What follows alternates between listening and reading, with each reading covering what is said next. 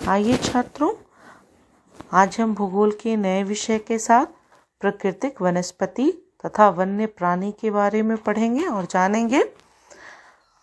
क्या आपने कभी अपने स्कूल, घर या आसपास के मैदानों में भांति भांति के वृक्ष, झाड़ियाँ, घास तथा पंछियों को देखा है? बिल्कुल देखा है। क्या वह एक ही प्रकार के हैं या अलग अलग तरह के हैं? भारत एक विशाल देश है, अतः इसमें आप अनेक प्रकार की जैव रूपों की कल्पना कर सकते हैं। हमारा देश भारत विश्व के मुख्य 12 जैव विविधता वाले देशों में से एक है। लगभग 47,000 विभिन्न जातियों के पौधे पाए जाने के कारण यह देश विश्व में 10वें स्थान पर और एशिया के देशों में 4थे स्थान पर है। भारत में लगभग 15,000 फूलों के पौधे हैं, जो कि विश्व में फूलों के पौधों का 6% है। इस देश में बहुत से बिना फूलों के पौधे हैं, जैसे कि फर्न, शैवाल जिन्हें एल्गी कहा जाता है, तथा कवक फंजाई भी पाए जाते हैं। भारत में लगभग 90,000 जातियों के जानवर तथा विभिन्न प्रकार की मछलियाँ ताजे तथा समुद्री पानी में पाई जाती हैं। अर्थात हमने क्या जाना, यहाँ 47,000 प्रकार के विभिन्न जातियों के पौधे हैं, 15,000 हैं तथा 90,000 जातियों के जानवर हैं भारत में। प्राकृतिक वनस्पति का अर्थ है कि वनस्पति का वह भाग जो कि मनुष्य की सहायता के बिना अपने आप पैदा होता है और लंबे समय तक उस पर मानवीय प्रभाव नहीं पड़ता। अर्थात इसमें मानव का कोई हाथ नहीं होता, ये अपने आप पनपते हैं और लंबे समय तक मानव का कोई प्रभाव इन पर नहीं पड़ता। ठीक है, इसे अक्षत वनस्पति कहते हैं, इसे अक्षत वनस्पति भी कहते हैं। अतः विभिन्न प्रकार की कृषिकृत फसलें, फल और बागान वनस्पति का भाग तो है, परंतु प्राकृतिक वनस्पति नहीं है। ठीक है, मतलब विभिन्न प्रकार की कृषिगत फसलें, फल, बागान ये वनस्पति का भाग तो है, लेकिन ये प्रकृति वनस्पति नहीं है, क्योंकि इन्हें किसने उगाया है? मानवों ने उगाया है, इसलिए प्राकृतिक वनस्पति नहीं है। क्या आप जानते हैं, वह वनस्पति जो कि मूल रूप से भारतीय है उसे देशज कहते हैं, लेकिन जो पौधे भारत के बाहर से आए हैं उन्हें विदेशज पौधे कहते हैं। वनस्पति जगत शब्द का अर्थ किसी विशेष क्षेत्र में किसी समय में पौधों की उत्पत्ति से है। ठीक है, इस तरह प्राणी जगत जानवरों के विषय में बताता है। वनस्पति तथा वन्य प्राणियों में इतनी विविधता निम्नलिखित कारणों से है। अब जानते हैं छात्रों, वनस्पति और वन्य प्राणी क्या है, विविधता क्या है उन दोनों में, है ना। धरातल के दृष्टिकोण से जानते हैं। भूभाग, भूमि का वनस्पति पर प्रत्यक्ष एवं अप्रत्यक्ष प्रभाव पड़ता है। बिल्कुल पड़ेगा। क्या पर्वत, पठार तथा मैदान और शीतोष्ण कटिबंधों में एक ही प्रकार की वनस्पति नहीं हो सकती? बिल्कुल नहीं हो सकती। धरातल के स्वभाव का वनस्पति पर बहुत प्रभाव पड़ता है। उपजाऊ भूमि पर प्रायः कृषि की जाती है। उबड़ तथा असमतल भूभाग पर जंगल तथा घास के मैदान हैं, जिनमें वन्य प्राणियों को आश्रय मिलता है। अब मृदा को देखते हैं। विभिन्न स्थानों पर अलग अलग प्रकार की मृदा पाई जाती है, जो विविध प्रकार की वनस्पति का आधार है। मरुस्थल की बलुई मृदा में कटीली झाड़ियाँ तथा नदियों के डेल्टा क्षेत्र में पर्णपाती वन पाए जाते हैं। पर्वतों की ढलानों में जहाँ मृदा की परत गहरी है, शंकुधारी वन पाए जाते हैं। तो है ना छात्रों, यानी मिट्टी जैसी जहाँ पे है वहाँ पे उस तरह की वनस्पति पाई जाती है। अब जलवायु को देखते हैं। तापमान कैसे प्रभाव डालता है? वनस्पति की विविधता तथा विशेषता तापमान और वायु की नमी पर भी निर्भर करती है। हिमालय पर्वत की ढलानों तथा प्रायद्वीप के पठारों पर 915 मीटर की ऊंचाई से ऊपर तापमान में गिरावट वनस्पति के पनपने और बढ़ने को प्रभावित करती है और उसे उष्णकटिबंधीय से उपोष्ण, शीतोष्ण तथा अल्पाइन वनस्पतियों में परिवर्तित कर देती है ना।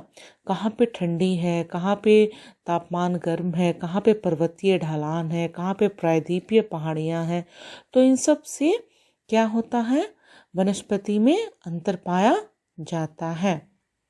देखते हैं सूर्य का प्रकाश। किसी भी स्थान पर सूर्य के प्रकाश का समय उस स्थान के अक्षांश, समुद्र तल से ऊंचाई एवं ऋतु पर निर्भर करता है। प्रकाश अधिक समय तक मिलने के कारण वृक्ष गर्मी की ऋतु में जल्दी बढ़ते हैं, है ना। गर्मी की ऋतु में वृक्ष जल्दी बढ़ते हैं, यानी जहाँ पे सूर्य का तापमान ज़्यादा होगा वहाँ पे ज़्यादा वृक्ष मिलेंगे। देखिए सारणी 5.1 में देखिए वनस्पति खंडों के तापमान की विशेषता। वनस्पति खंड को बांटा गया है उष्ण, उपोष्ण, शीतोष्ण और अल्पाइन में। अब यहाँ पे औसत वार्षिक तापमान कितना होना चाहिए? उष्ण में 24 डिग्री सेंटीग्रेड से अधिक होना चाहिए, उपोष्ण में 17 डिग्री से 24 डिग्री और शीतोष्ण में 7 डिग्री से 17 डिग्री और अल्पाइन में 7 डिग्री से कम। जनवरी में औसत तापमान 18 डिग्री से अधिक, उपोष्ण में 10 डिग्री से 18 डिग्री, शीतोष्ण में -1 डिग्री से -10 डिग्री और अल्पाइन में -1 डिग्री से कम। टिप्पणी: कोई पाला नहीं, पाला कभी कभी, कभी पाला कभी बर्फ कभी बर्फ। तो इस सारणी से ये समझ में आया कि किस तरह वनस्पति खंड विभाजित किए जा सकते हैं तापमान के दृष्टिकोण से। ठीक है, अब आइए वर्षण को देखते हैं। भारत में लगभग सारी वर्षा आगे बढ़ते हुए दक्षिण पश्चिम मानसून जून से सितंबर तक तथा पीछे हटते उत्तर पूर्वी मानसून से होती है।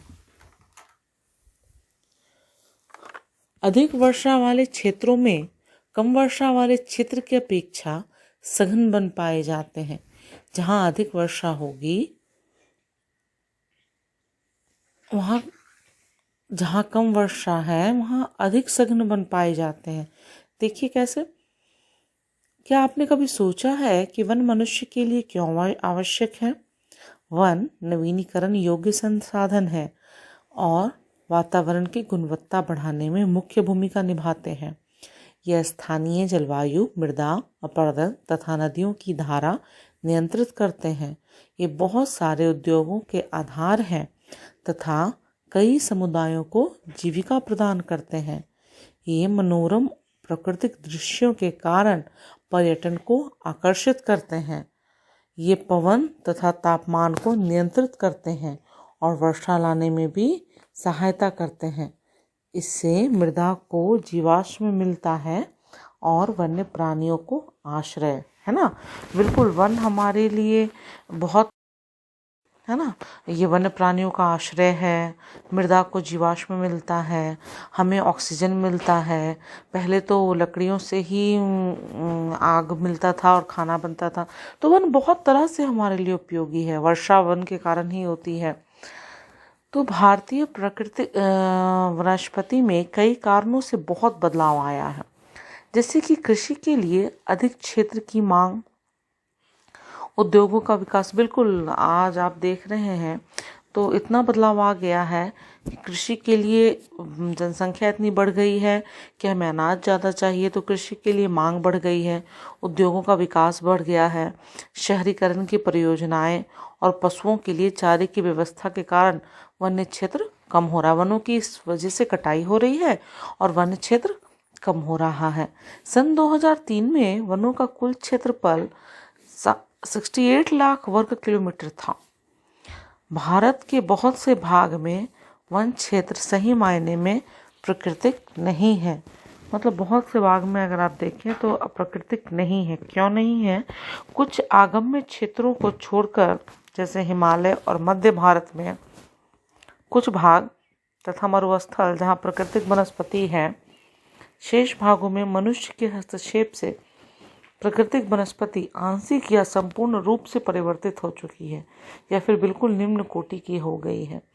अब मनुष्य का हस्तक्षेप हमने भी देखा ना कि उद्योग में, कृषि के लिए, शहरीकरण के लिए, पशुओं के चारे के लिए ये क्या करते हैं, प्राकृतिक वनस्पति से छेड़छाड़ करते हैं, जिससे या तो ये बहुत निम्न कोटि की हो गई है या संपूर्ण रूप से परिवर्तित हो चुकी है।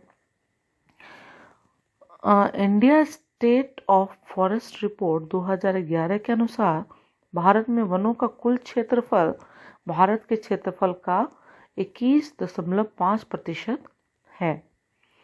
वनस्पति के प्रकार, हमारे देश में निम्न प्रकार की वनस्पतियां पाई जाती हैं।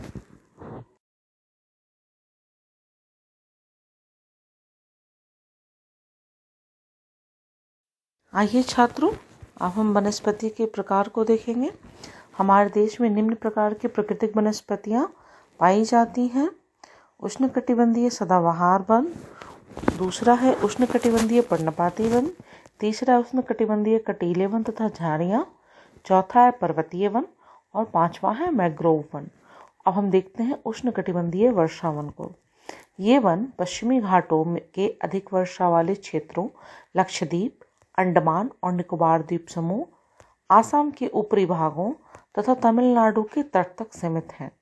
ये उन क्षेत्रों में भली भांति विकसित होते हैं जहां 200 सेंटीमीटर से अधिक वर्षा के साथ एक थोड़े समय के लिए शुष्क ऋतु पाई जाती है। इन वनों के वृक्ष 60 मीटर या इससे अधिक ऊंचाई तक पहुंचते हैं।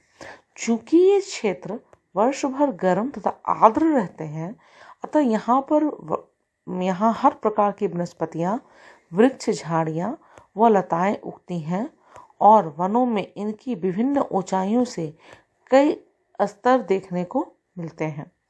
वृक्षों में पतझड़ होने पर कोई निश्चित समय नहीं होता, अतः यह वन साल भर हरे भरे रहते हैं। मतलब कोई निश्चित समय नहीं है कि इस समय पत्ता गिरेगा और पत्ता होगा, इसलिए ये साल भर हरे भरे रहते हैं। कभी गिर जाता है, कभी उग जाता है। ठीक है। इन वनों में पाए जाने वाले व्यापारिक महत्व के कुछ वृक्ष हैं। आबनूस, एबोनी जिसे कहते हैं, महोगनी, रोजवुड, रबर और सिंकोना है। इस क्षेत्र में इस तरह के वृक्ष पाए जाते हैं। इन वनों में सामान्य रूप से पाए जाने वाले जानवर हैं हाथी, बंदर, लैमूर और हिरन हैं। एक सींग वाले गैंडे असम और पश्चिम बंगाल के दलदली क्षेत्र में मिलते हैं। यहाँ आप देखिए चित्र 5.3 में प्राकृतिक वनस्पति को भारत के मानचित्र पर दर्शाया गया है कि किस प्रकार हमारे भारत के विभिन्न क्षेत्रों में कौन कौन सी वनस्पतियाँ पाई जाती हैं, विभिन्न कलरों से दर्शाया गया है। जैसे उष्णकटिबंधीय सदाबहार वन गहरे हरे कलर से दिखाया गया है, फिर उष्णकटिबंधीय पर्णपाती वन है, पर्वतीय वन है, मैंग्रोव वन है, उष्णकटिबंधीय कटीले वन है। सबसे ज़्यादा कौन सा वन है हमारे पास? उष्णकटिबंधीय पर्णपाती वन। इसके अतिरिक्त इन जंगलों में कई प्रकार के पंछी जैसे चमगादड़ तथा कई रेंगने वाले जीव भी पाए जाते हैं। अब आइए उष्णकटिबंधीय पर्णपाती वन को देखते हैं। ये भारत के सबसे बड़े क्षेत्र में फैले हुए वन हैं। हाँ, हमने मानचित्र में देखा। इन्हें मानसूनी वन भी कहते हैं और ये उन क्षेत्रों में विस्तृत है जहाँ 70 सेंटीमीटर से 200 सेंटीमीटर तक वर्षा होती है। ठीक है। इस प्रकार के वनों में वृक्ष शुष्क ग्रीष्म ऋतु में 6 से 8 सप्ताह के लिए अपनी पत्तियां गिरा देते हैं। ठीक है। पर्णपाती वन में क्या करते हैं वृक्ष? 6 से 8 सप्ताह के लिए अपनी पत्तियां गिरा देते हैं। जल की उपलब्धि के आधार पर इन वनों को आर्द्र तथा शुष्क पर्णपाती वनों में विभाजित किया जाता है। इनमें से आर्द्र या नम पर्णपाती वन उन क्षेत्रों में पाए जाते हैं जहां 100 से 200 सेंटीमीटर तक वर्षा होती है। अतः ऐसे वन देश के पूर्वी भागों, उत्तर पूर्वी राज्यों, हिमालय के गिरिपद प्रदेशों, झारखंड, पश्चिमी उड़ीसा, छत्तीसगढ़ तथा पश्चिम घाटों के पूर्वी ढालों में पाए जाते हैं। सागौन इन वृक्षों की सबसे प्रमुख प्रजाति है। सागौन वृक्ष है जो इन वनों की सबसे प्रमुख प्रजाति है बांस, साल, शीशम, चंदन, रवैर, कुसुम, अर्जुन तथा सहतूत के वृक्ष व्यापारिक महत्व वाली प्रजातियां हैं। शुष्क पर्णपाती वन उन क्षेत्रों में पाए जाते हैं जहां वर्षा 70 सेंटीमीटर से 100 सेंटीमीटर के बीच होती है। ये वन प्रायद्वीपीय पठार के ऐसे वर्षा वाले क्षेत्रों उत्तर प्रदेश तथा बिहार के मैदानों में पाए जाते हैं। विस्तृत क्षेत्रों में प्रायः सागौन, साल, पीपल तथा नीम के वृक्ष उगते हैं। इन क्षेत्रों के बहुत बड़े भाग कृषि कार्य में प्रयोग हेतु साफ कर लिए गए हैं और कुछ भागों में पशुचारण भी होता है। अभी हमने देखा ना, कृषि के लिए और पशुचारण के लिए जंगलों को साफ किया गया है। देखिए, उष्णकटिबंधीय पर्णपाती वन का चित्र दिया हुआ है, चित्र 5.4 में। इन जंगलों में पाए जाने वाले जानवर प्रायः सिंह, शेर, सूअर, हिरण और हाथी हैं। विविध प्रकार के पंछी, छिपकली, सांप और कछुए भी यहाँ पाए जाते हैं। ठीक है छात्रों, आगे बढ़ते हैं। कटीले वन तथा झाड़ियों को देखते हैं। जिन क्षेत्रों में 70 सेंटीमीटर से कम वर्षा होती है, याद रखिएगा 70 सेंटीमीटर से कम वर्षा होती है, वहाँ प्राकृतिक वनस्पति में कटीले वन तथा झाड़ियाँ पाई जाती हैं। इस प्रकार की वनस्पति देश के उत्तरी पश्चिमी भागों में पाई जाती है, जिसमें गुजरात, राजस्थान, छत्तीसगढ़, मध्य प्रदेश, उत्तर प्रदेश तथा हरियाणा के अर्धशुष्क क्षेत्र सम्मिलित हैं। ठीक है, इन क्षेत्रों के जो अर्धशुष्क एरिया है, जहाँ 70 सेंटीमीटर से कम वर्षा होती है, वहीं कटीले वन तथा झाड़ियाँ मिलती हैं। अकासिया, खजूर, यूफोर्बिया तथा नागफनी कैक्टाई यहाँ की प्रमुख पादप प्रजातियाँ हैं। इन वनों के वृक्ष बिखरे हुए होते हैं। इनकी जड़ें लंबी तथा जल की तलाश में चारों तरफ फैली होती हैं। पत्तियां प्रायः छोटी होती हैं, जिसमें वाष्पीकरण कम से कम हो सके। शुष्क भागों में झाड़ियां और कटीले पादप पाए जाते हैं। देखिए, कटीले वन तथा झाड़ियों की तस्वीर दी हुई है। इन जंगलों में प्रायः चूहे, खरगोश, लोमड़ी, भेड़िए, शेर, सिंह, जंगली गधा, घोड़े तथा ऊंट पाए जाते हैं। आगे छात्रों, पर्वतीय वन की तरफ बढ़ते हैं। पर्वतीय क्षेत्रों में तापमान की कमी तथा ऊंचाई के साथ साथ प्राकृतिक वनस्पति में भी अंतर दिखाई देता है। वनस्पति के जिस प्रकार का अंतर हम उष्णकटिबंधीय प्रदेशों से टुंड्रा की ओर देखते हैं, उसी प्रकार का अंतर प्रायद्वीपीय भागों में ऊंचाई के साथ साथ देखने को मिलता है। अर्थात हमने भी जो देखा उष्णकटिबंधीय क्षेत्रों में किस तरह अंतर मिलता है वनस्पति का, तो उस प्रकार पर्वतीय क्षेत्रों में भी ऊंचाई के साथ साथ देखने को मिलता है। 1000 मीटर से 2000 मीटर तक की ऊंचाई वाले क्षेत्रों में आर्द्र शीतोष्ण कटिबंध पाए जाते हैं। इनमें चौड़ी पत्ती वाले ओक तथा चेस्टनट जैसे वृक्ष की प्रधानता होती है। 1500 से 3000 मीटर की ऊंचाई के वृक्ष शंकुधारी वृक्ष जैसे चीर, पाइन जिसको बोला जाता है, देवदार, सिल्वर फर, स्प्रूस, सीडर आदि पाए जाते हैं। ये वन प्रायः हिमालय की दक्षिणी ढलानों, दक्षिणी और उत्तर पूर्व से अधिक ऊंचाई वाले भागों में पाए जाते हैं। अधिक ऊंचाई पर प्रायः शीतोष्ण कटिबंधीय घास के मैदान पाए जाते हैं।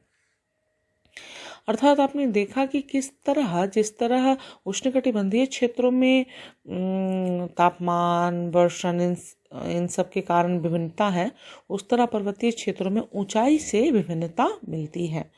प्रायः 3600 मीटर से अधिक ऊंचाई पर शीतोष्ण कटिबंधीय वनों तथा घास के मैदानों का स्थान अल्पाइन वनस्पति ले लेती है। सिल्वर फर, जूनिपर, पाइन व बर्च वन इन वनों के मुख्य वृक्ष हैं। जैसे जैसे हिमरेखा के निकट पहुंचते हैं, इन वृक्षों के आकार छोटे होते जाते हैं। अंततः झाड़ियों के रूप के बाद वे अल्पाइन घास के मैदानों में विलीन हो जाते हैं। अर्थात जैसे जैसे आप हिमरेखा के पास पहुंचते हैं, वृक्ष छोटे होते जाते हैं और झाड़ियों के बाद वे घास के मैदान में परिवर्तित हो जाते हैं, विलीन हो जाते हैं। इनका उपयोग गुज्जर तथा बकरवाल जैसे घुमक्कड़ जातियों तथा पशुचारण के लिए किया जाता है। अधिक ऊंचाई वाले भागों में मॉस, लीचन घास, टुंड्रा वनस्पति का एक भाग है। इन वनस्पतियों में प्रायः काश्मीरी महामृग, चीतरा हिरन, जंगली भेड़, खरगोश, तिब्बतीय बारहसिंघा, याक, हिम तेंदुआ, गिलहरी, रीछ, ऑक्सबेल, कहीं कहीं लाल पैंडा, घने बालों वाली भेड़ तथा बकरियां पाई जाती हैं। ठीक है, ये तो थे आपके पर्वतीय वन। अब आइए छात्रों मैंग्रोव वन को देखते हैं। यह वनस्पति तटवर्तीय क्षेत्रों में जहाँ ज्वार भाटा आते हैं कि सबसे महत्वपूर्ण वनस्पति है। मिट्टी और बालू इन तटों पर एकत्रित हो जाती हैं। घने मैंग्रोव एक प्रकार की वनस्पति है जिसमें पौधों की जड़ें पानी में डूबी रहती हैं। गंगा, ब्रह्मपुत्र, महानदी, गोदावरी, कृष्णा तथा कावेरी नदियों के डेल्टा भाग में यह वनस्पति मिलती है। गंगा ब्रह्मपुत्र डेल्टा में सुंदरी वृक्ष पाए जाते हैं जिसमें मजबूत लकड़ी प्राप्त होती है। नारियल, ताड़, केवड़ा, वैंगाड़ के वृक्ष भी इन भागों में पाए जाते हैं। इन क्षेत्र का रॉयल बंगाल टाइगर प्रसिद्ध जानवर है। इसके अतिरिक्त कछुए, मगरमच्छ, घड़ियाल एवं कई प्रकार के सांप भी इस जंगल में मिलते हैं। तो ये तो थी वनस्पतियों की बात छात्रों, है ना। मतलब हमने देखा कि हमारी जो वनस्पति है कितनी भिन्न भिन्न प्रकार की है और कहाँ कहाँ है, और कहीं वर्षण से, कहीं तापमान से, कैसे हर जगह अलग होते गई हैं, है ना, कहीं ऊंचाई से। अब आइए हम लोग वन्य प्राणियों की तरफ चलते हैं। ये छात्रों अब वन्य प्राणी के बारे में जानते हैं। वनस्पति की ही भांति ही भारत विभिन्न प्रकार की प्राणी संपत्ति में भी घनी है। हमने जाना था ना, धनी है। यहाँ जीवों की लगभग 90,000 प्रजातियां मिलती हैं। हमने भी पहले पढ़ा था। देश में लगभग 2000 से अधिक पंछियों की प्रजातियां पाई जाती हैं। यह कुल विश्व का 13% है। यहाँ मछलियों की 2546 प्रजातियां हैं जो विश्व की लगभग 12% है। भारत में विश्व के 5 से 8% तक उभयचरी सरीसृप तथा स्तनधारी जानवर भी पाए जाते हैं। स्तनधारी जानवरों में हाथी सबसे अधिक महत्वपूर्ण है। ये असम, कर्नाटक और केरल के उष्ण तथा आर्द्र वनों में पाए जाते हैं। एक सींग वाले गैंडे अन्य जानवर हैं जो पश्चिमी बंगाल तथा आसाम के दलदली क्षेत्रों में रहते हैं। कच्छ के रण तथा थार मरुस्थल में क्रमशः जंगली गधे तथा ऊंट रहते हैं। भारतीय भैंसा, नील गाय, चौसिया, छोटा मृग जिसको गैजल बोलते हैं तथा विभिन्न प्रकार प्रजातियों वाले हिरन आदि कुछ अन्य जानवर हैं जो भारत में पाए जाते हैं। यहाँ बंदरों की भी अनेक प्रजातियां पाई जाती हैं। भारत जीव सुरक्षा अधिनियम सन 1972 में लागू किया गया था। देखिए यहाँ पे औषधीय पादप का एक ब्रैकेट दिया गया है। हम जानते क्या होता है। भारत प्राचीन समय से अपने मसालों तथा जड़ी बूटियों के लिए विख्यात रहा है, बिल्कुल रहा है। आयुर्वेद में लगभग 2000 पादपों का वर्णन है और कम से कम 500 तो निरंतर प्रयोग में आते रहे हैं। विश्व संरक्षण संघ ने लाल सूची के अंतर्गत 352 पादपों की गणना की है, जिसमें 52 पादप अति संकटग्रस्त हैं और 49 पादपों को विनिष्ट होने का खतरा है। भारत में प्रायः औषधि के लिए प्रयोग होने वाले कुछ निम्नलिखित पादप हैं। आइए देखें। सर्पगंधा, यह रक्तचाप के निदान के लिए प्रयोग होता है और केवल भारत में ही पाया जाता है। इसको सर्पगंधा बोलते हैं। ठीक है। जामुन, पके हुए फल से सिरका बनाया जाता है जो कि वायुसारी और मूत्रवर्धक है और उसमें पाचन शक्ति के भी गुण हैं। बीज का बनाया हुआ पाउडर डायबिटीज रोग में सहायता करता है। अर्जुन, ताजे पत्तों का निकला हुआ रस कान के दर्द के इलाज में सहायक होता है। यह रक्तचाप की नियमितता के लिए भी लाभदायक है। बबूल, इसके पत्ते आँख की फुंसी के लिए लाभदायक हैं। इसमें प्राप्त गोंद का प्रयोग शारीरिक शक्ति की वृद्धि के लिए भी होता है। नीम, जैव और जीवाणु प्रतिरोधक है। तुलसी पादप, जुकाम और खांसी में दवा का प्रयोग होता है। कचनार, फोड़ा, अल्सर व दमा रोगों के लिए प्रयोग में आता है। इस पौधे की जड़ और कली पाचन शक्ति में सहायक करती है। अपने क्षेत्र के औषधीय पादपों की पहचान करें, कौन से पौधे औषधि के लिए प्रयोग होते हैं और उस स्थान के लोग उनका कौन सी बीमारियों के लिए प्रयोग करते हैं। ठीक है। प्राकृतिक पारिस्थितिक तंत्र मनुष्य के जीवन के लिए अनिवार्य है। क्या यह संभव है कि प्राकृतिक पर्यावरण का निरंतर होता जा रहा विनाश रोका जा सके? बिल्कुल, अगर हम सतर्कता रखें तो बिल्कुल रोका जा सकता है। भारत विश्व का अकेला देश है जहाँ शेर तथा बाघ दोनों पाए जाते हैं। भारतीय शेरों का प्राकृतिक वास स्थल गुजरात के गीर स्थित जंगल में है।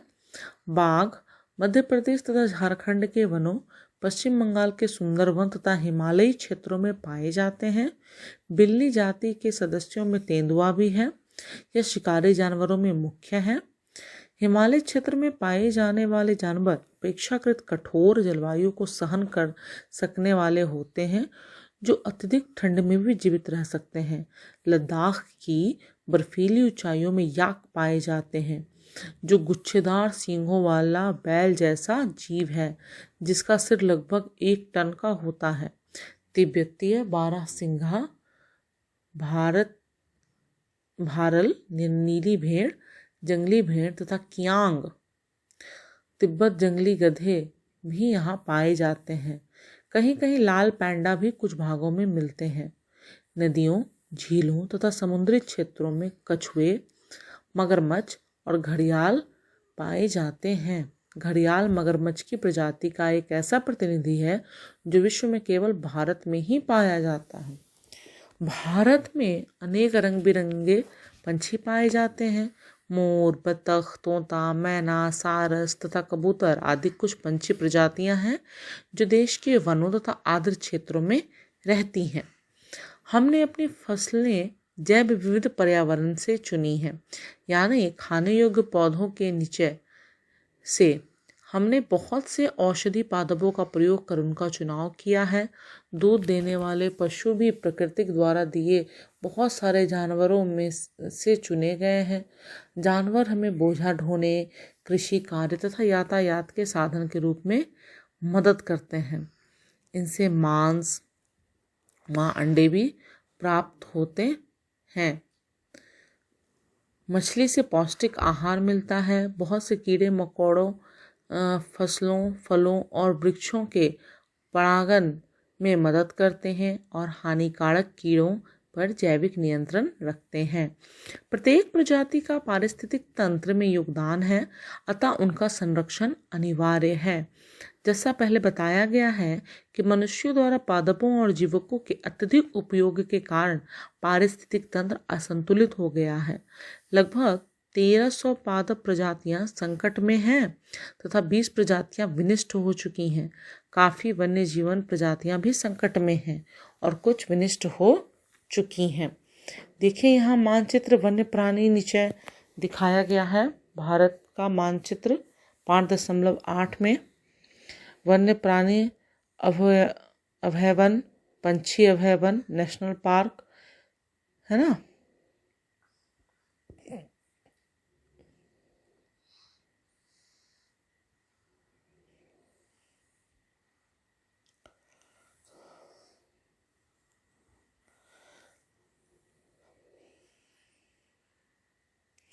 पारिस्थितिक तंत्र में असंतुलन के का मुख्य कारण लालची व्यापारियों का अपने व्यवसाय के लिए अत्यधिक शिकार करना है। रासायनिक और औद्योगिक अवशिष्ट तथा तेजाबी जमाव के कारण प्रदूषण, विदेशी प्रजातियों का प्रवेश, कृषि तथा निवास के लिए वनों की अंधाधुंध कटाई पारिस्थितिक तंत्र में असंतुलन का कारण है। प्रवासी पक्षी देखिए क्या होते हैं। भारत के कुछ दलदली भाग प्रवासी पक्षियों के लिए प्रसिद्ध हैं। शीत ऋतु में साइबेरियन सारस बहुत संख्या में यहाँ आते हैं। इन पक्षियों का एक मनपसंद स्थान कच्छ का रण है। जिन स्थान पर मरुभूमि समुद्र से मिलती है वहाँ लाल सुंदर कलंगी वाली फ्लेमिंगो हजारों की संख्या में आते हैं और खाड़ी कीचड़ के ढेर बनाकर उनमें घोंसले बनाती हैं और बच्चों को पालती हैं। देश के अनेकों दर्शनीय दृश्य में से यह भी एक है। क्या यह हमारी कीमती धरोहर नहीं है? बिल्कुल है। प्रवासी पक्षी हमारी कीमती धरोहर हैं। अब देखिए अपने देश की पादप और जीव संपत्ति की सुरक्षा के लिए सरकार ने क्या क्या कदम उठाए हैं। पहला, देश में 18 जीव मंडल निचय, हमने भी मानचित्र में देखा ना, भारत के मानचित्र में ऊपर आरक्षित क्षेत्र स्थापित किए गए। से 10 सुंदरवन, नंदा देवी, मन्नार की खाड़ी, नीलगिरी, नाकरेक, ग्रेट निकोबार, मानस, सिमलीपाल, पंचमढ़ी और अचनकमर अमरकंटक की गणना विश्व के जीव मंडल निचय में की गई है ना। दूसरा 18 जीव मंडल निचय देखिए यहाँ दिया हुआ है।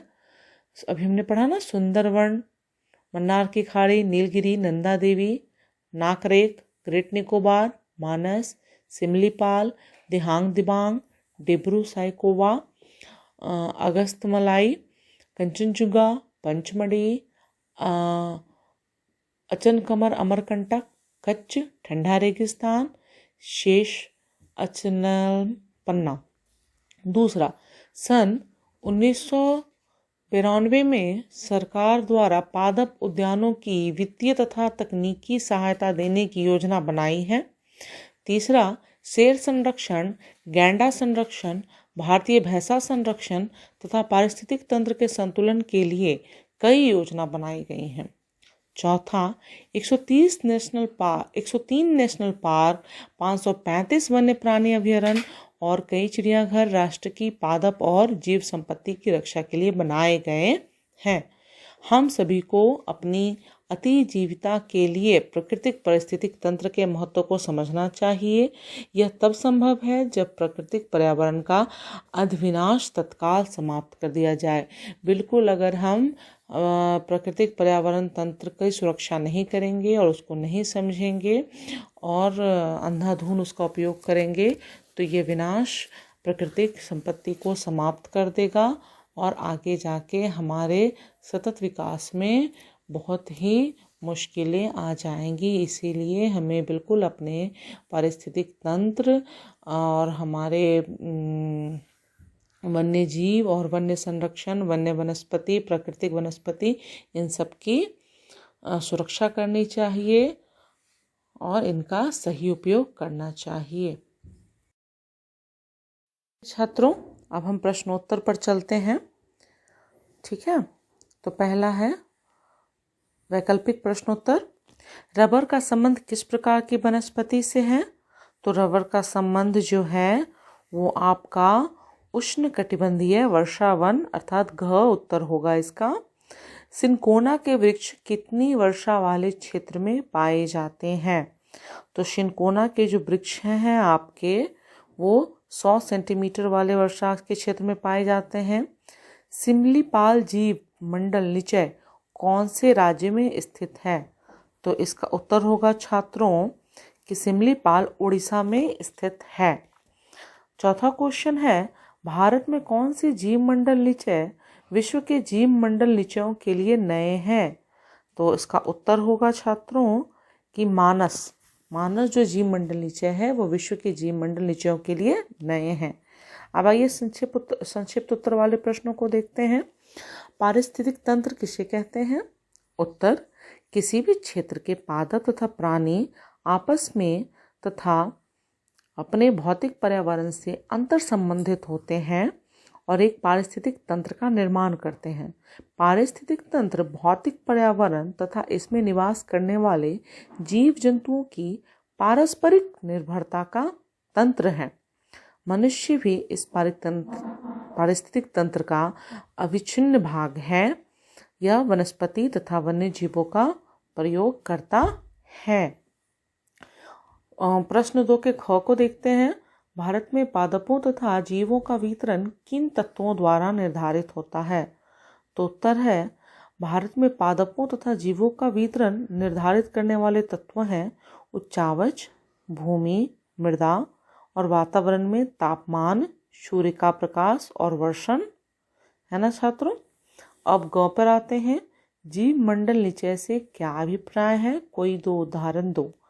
तो उत्तर है इसका, जीव मंडल निचय यानी बायो रिजर्व एक संरक्षित जीव मंडल जिसका संरक्षण इस प्रकार किया जाता है कि न केवल इसकी जैविक विभिन्नता संरक्षित की जाती है अपितु इनके संसाधनों का प्रयोग भी स्थानीय समुदाय के लाभ हेतु टिकाऊ तरीके से किया जाता है। उदाहरण नीलगिरी और सुंदरवन। प्रश्न घ पर आते हैं। कोई 2 वन्य प्राणियों के नाम बताइए जो कि उष्णकटिबंधीय वर्षा और पर्वतीय वनस्पतियों में मिलते हैं। उत्तर, उष्णकटिबंधीय वर्षा वनों में पाए जाने वाले पशुओं में हाथी, बंदर, लैमूर, एक सींग वाले गैंडे और हिरन हैं।